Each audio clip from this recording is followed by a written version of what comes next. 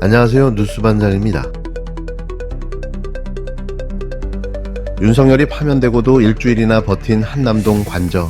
왜 그렇게 못 떠났나 했더니 그 이유가 이제야 하나둘씩 드러나고 있습니다. 정권이 바뀌고 이재명 대통령이 한남동 관저에 들어서자 그 안에서 발견된 시설물들이 하나같이 입을 떡 벌어지게 만들고 있는데요.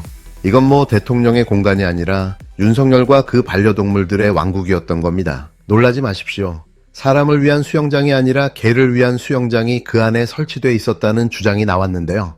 7일 이재명 대통령이 더불어민주당 지도부를 관저로 초청해 만찬을 가졌는데요. 그 자리에서 음식보다 더 큰 화제를 모은 건 바로 그 수영장이었습니다. 박홍근 의원이 SNS에 올린 사진을 보면 파란 타일의 대리석으로 마감된 수영장이 선명하게 찍혀 있었는데요. 길이 5m 남짓의 깊이도 얕아서 사람이 수영하기엔 어림도 없다는 증언이 나왔습니다. 현장에 있던 사람들 사이에선 이거 혹시 개수영장 아니냐는 말이 실제로 오갔다고 하는데요. 윤석열 부부는 재임 기간 내내 한남동 관저에서 개 6마리, 고양이 5마리, 무려 11마리의 반려동물을 키웠습니다. 이 수영장이 그 반려동물들을 위한 전용 시설이었다는 의혹이 제기되고 있는 겁니다. 게다가 윤석열은 파면을 당하고도 일주일 동안 관저에 머물렀는데요. 그 7일 동안 사용한 수도 물량이 무려 228톤이었다는 사실이 드러났습니다. 하루 평균 32톤이 넘는 물을 사용했다는 건데요. 일반적인 생활 용도로는 도저히 나올 수 없는 수치입니다. 더 놀라운 건 그 이전부터의 물 사용량인데요. 윤석열이 한남동 관저에 입주한 이후 작년 6월부터는 매달 700톤에서 800톤의 물을 사용해왔다는 겁니다. 수영장은 윤석열 정부가 관저 이전을 하면서 새로 설치했다고 하고요. 들리는 말로는 수영장이 관상용 등 다른 용도로 사용되었다고 하는데 정확한 진실은 팩트 체킹을 해봐야 될 것 같습니다. 이쯤 되면 개인이 사는 공간이 아니라 대형 물놀이 시설이 상시 가동됐다고 봐야 할 수준인데요. 그 중심에 이 수영장이 있다는 겁니다. 하지만 수영장 하나만으로는 그 많은 수도 물량이 소비됐다는 건 쉽게 이해할 수 없는데요. 분명 또 다른 무언가가 있는 거죠. 물론 이것도 사실을 규명해야 할 숙제인 겁니다. 이 수영장은 윤석열이 용산으로 집무실을 옮기며 한남동 관저를 리모델링할 때 새로 설치한 것으로 알려졌는데요. 당시 대통령실은 외빈을 위한 작은 수경 공간일 뿐이며 깊이도 무릎 정도라고 해명했습니다. 그런데 말입니다. 그 해명이 이 정도 수도 사용량과 맞아떨어진다고 보십니까? 사진만 봐도 과연 외빈용이라 할 수 있을지 고개를 갸우뚱하게 만드는데요. 수경 공간이 아니라 반려동물 전용 수영장이었다는 주장이 설득력을 얻는 이유입니다. 윤석열은 재임 중에도 고가의 고양이 놀이터를 세금으로 들여놓고 편백나무 욕조를 관저에 설치해 물의를 일으킨 바 있는데요. 이번 개 수영장 의혹까지 터지면서 한남동 관저 전체가 윤석열 가족과 반려동물을 위한 사적 공간으로 꾸며졌던 것 아니냐는 비판이 커지고 있습니다. 대통령이 반려동물을 키우는 게 문제는 아닌데요. 하지만 그 반려동물을 위해 국가 예산을 마음대로 쓰고 국민 세금으로 호화 사적 시설을 만든 건 심각한 국기문란입니다. 윤석열은 처음부터 국민을 위한 대통령이 아니라 자신과 가족, 동물만을 위한 권력자처럼 행동했는데요. 한남동 관저는 국민의 공간이지 개와 고양이를 위한 궁궐이 아닙니다. 이제 이 문제는 관저 게이트로 불러도 부족함이 없는데요. 대통령 관저를 사적으로 유용했다면 특검을 통해 진실을 반드시 밝혀야 합니다. 윤석열이 사적으로 사용한 수천 톤의 물, 고가사치품, 동물 전용 시설이 모두 국민 세금으로 조달된 것이라면 이는 단순한 도덕성의 문제가 아닌데요. 형사처벌로 이어질 수밖에 없는 중대 사안입니다. 국민은 대통령을 뽑은 거지 반려동물 왕국의 주인을 뽑은 게 아닌데요. 대한민국의 주인은 개도 고양이도 아닌 바로 국민입니다. 그 진실을 밝히는 일 지금부터 시작입니다. 안녕하세요. 휴일에도 애 많이 쓰십니다. 오는데도. 네. 강유정 대변인입니다. 국민과의 소통과 경청을 최우선으로 하는 이재명 정부의 국정 철학에 발맞춰 대통령실 브리핑룸 시스템을 개선하고자 합니다. 대통령과 언론과의 소통 현장을 다양한 각도에서 생생하게 전달하기 위해 카메라를 4대 추가로 설치할 예정입니다. 대통령실 대변인과 관계자들만 비추던 기존의 일방적인 소통 방식에서 벗어나 기자 여러분이 질의하는 모습과 현장 상황을 쌍방향으로 생생하게 전달하겠습니다. 이는 국민들의 알 권리와 브리핑 투명성을 높이자는 이재명 대통령의 제안에 따른 것으로 계약 발주와 카메라 설치를 거쳐 6월 중순 이후 시행될 예정입니다. 이상입니다. 새롭게 변화되는 이재명 정부의 소통 방식. 어떻게 보면 이것도 또 하나의 언론 개혁일 텐데요. 기발한 발상과 아이디어가 또 한 번 수구극우 언론의 허를 찔렀습니다. 이런 게 바로 대통령실 브리핑의 정석인데요. 이제서야 제자리를 찾은 셈입니다. 그동안 대통령실 브리핑은 일방적인 통보식에 불과했는데요. 대변인 혼자 마이크 잡고 브리핑하고 끝나는 구조였습니다. 브리핑 이후 기자들과 어떤 질의응답이 오갔는지 또 누가 어떤 질문을 했는지는 국민이 알 길이 없었는데요. 이제는 완전히 달라졌습니다. 이재명 대통령이 대통령실 브리핑 시스템을 전면 개편하겠다고 나섰는데요. 대변인과 기자 간 질의응답 과정까지 전부 생중계하겠다는 겁니다. 기자가 어떤 질문을 하는지, 그 내용과 얼굴, 그리고 어느 언론사인지까지 정확히 국민 앞에 드러나게 된 겁니다. 그동안 대통령실 브리핑에서 나왔던 질문들을 보면 질문이라 부르기도 민망한 경우가 많았는데요. 말꼬리 잡기, 인신공격성 질문, 왜곡을 유도하는 질문들이 반복됐습니다. 그런데도 그 질문을 누가 했는지는 공개되지 않았는데요. 익명 뒤에 숨어 특정 목적을 가진 질문을 던지고 그걸 또 왜곡 보도해 국민을 혼란스럽게 만드는 구조였습니다. 이제는 그런 일들이 쉽지 않게 된 거죠. 기자가 질문을 한다면 그 수준과 내용, 의도를 국민 앞에 고스란히 드러내야 하는데요. 이는 기자 개인의 책임을 동반하는 방식입니다.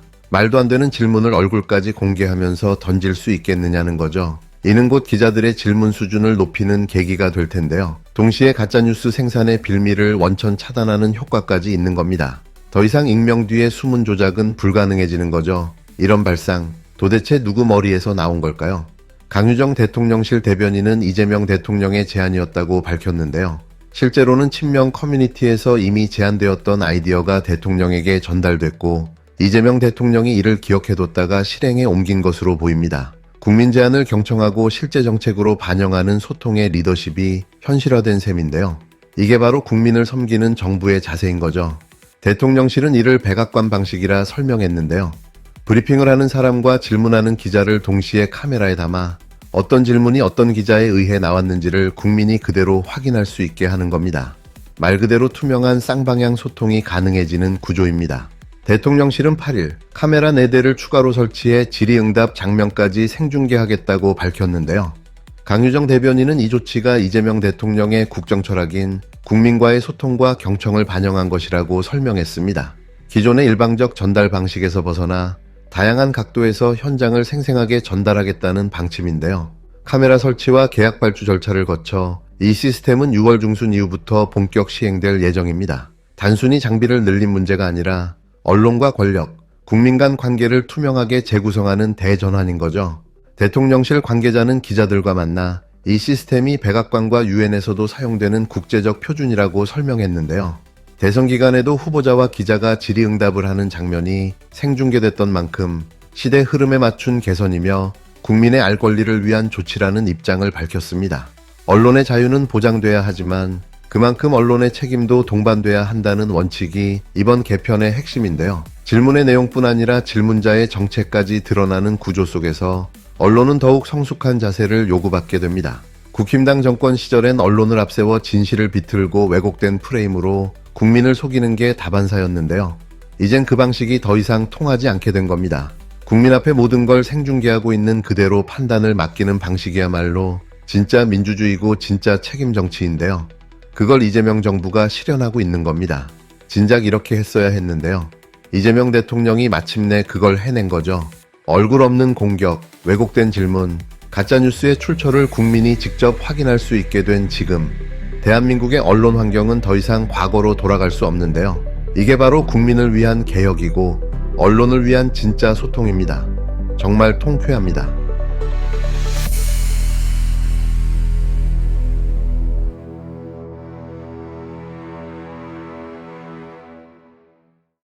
안녕하세요. 오늘 당신께서 보내주신 자료들을 좀 보면서요. 정치권의 두 가지 흥미로운 지점, 이걸 좀 깊이 파고들어 보려고 합니다. 네. 하나는 이제 전직 대통령 관저 사용 문제고요. 다른 하나는 현 정부의 소통 방식 변화인데요. 그렇죠. 이게 좀 복잡해 보일 수도 있는데 저희가 핵심만 쏙쏙 뽑아서 당신께서 이해하기 쉽게 정리해 드릴게요. 바로 시작해 볼까요? 네, 좋습니다. 보내주신 자료를 보면 딱 대비되는 두 가지 상황이 눈에 띄어요. 네네. 하나는 이제 과거 권력의 공간 활용, 여기에 대한 의혹 제기고, 다른 하나는 현재 권력의 소통 방식을 바꾸겠다는 발표죠. 맞아요. 각 사안의 그 구체적인 내용이랑 배경, 그리고 이게 왜 지금 주목받는지 그 맥락을 좀 짚어보겠습니다. 좋습니다. 그럼 먼저 한남동 관저 이야기부터 좀 풀어볼까요? 네. 이재명 대통령이 입주하면서 그 전임자, 윤석열 전 대통령 시절의 관저 시설물 관련해서 의혹이 나왔어요. 네, 그렇죠. 그 수영장 문제. 맞아요. 특히 그 새로 설치된 수영장이 핵심인데 자료를 보면 이게 뭐랄까 사람용이 아니라 혹시 반려동물용 아니냐 이런 주장이 나왔다는 거예요. 네, 박홍근 의원이 사진을 공개했죠. 네, 그 더불어민주당 의원이요. 공개한 사진 보니까 길이 5m 남짓에 깊이도 좀 얕아 보였고 그래서 실제 사람이 수영하기엔 좀 부적절해 보인다? 뭐 이런 증언도 있었다고요. 맞습니다.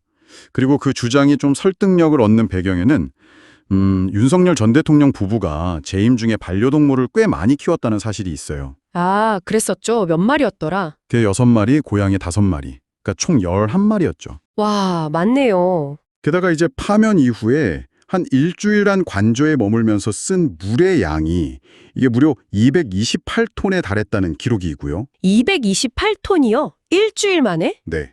그리고 그 이전에도 월 평균 한 700에서 800톤 정도 물을 썼다는 점도 이 의혹에 좀 불을 지폈습니다. 월 700톤이요. 아니 일반 가정집에서 그거 몇 년에 쓸 양 아닌가요? 정말 상상이 안 가는 양인데. 그렇죠. 당시 대통령실에서는 외빈을 위한 작은 수경 공간이다. 이렇게 해명을 하긴 했는데 글쎄요. 이 엄청난 물 사용량과는 좀 잘 연결이 안 된다. 이런 지적이 있죠. 그 해명이랑 실제 물 사용량 사이의 간극이 너무 크다는 거군요. 네.